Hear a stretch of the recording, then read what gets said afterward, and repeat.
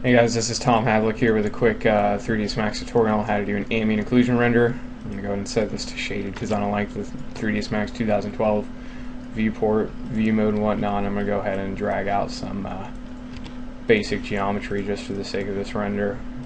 Just go get some spheres and copy this. Look at that, maybe a box. Rotate it a little bit.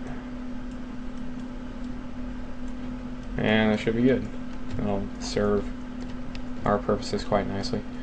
I'm going to go ahead and turn on save frames just so I can see what I'm rendering out. And when I get to a point that I like, I'll just Control A everything and then assign any Lambert material. Turn the value up to 220 and make sure the saturation is at 0.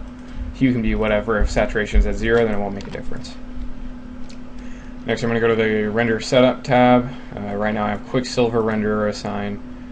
And, forgot one thing. We need to drop a skylight in. So go to the Create tab, go to Lights, change that to Standard instead of Photometric, drop a skylight in. Alright, so by default, this is set up like this Render Setup dialog. You can go to the Advanced Lighting tab and drop in the Light Tracer plugin. You can go ahead and hit Render. And you can see that our ambient occlusion result is right here.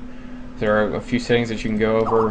One of them is bounces. So if we turn this up, the little occlusion rays bounce around and you get less dark shadows, but it's a more physically accurate result. Raise a sample, if you turn this way down, then you get sort of like a film grain effect on the image.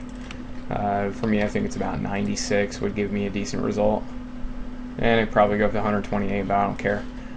Global multiplier just brightens the whole thing overall, and skylights, I believe that just is pretty much a multiplier for the brightness of the skylight. So you can play with these, give you something to do. So I've seen people use the Quicksilver hardware renderer every once in a while, and I'm starting to use it a little bit more often because it's fast. See, we just rendered out, and that gave us our ambient occlusion render pretty much instantly. And I don't know exactly where the settings. Oh, here we go. Ambient occlusion. Hit render. There we go. So we need to turn on ambient occlusion in the render dialog for Quicksilver hardware renderer, and then we can hit render and we get a decent result. Well, thanks for watching. If you have any more suggestions for videos on YouTube, just let me know. Hit me up on YouTube, Vimeo, or forum or something. Drop me an email if you have my email. I don't know. See ya.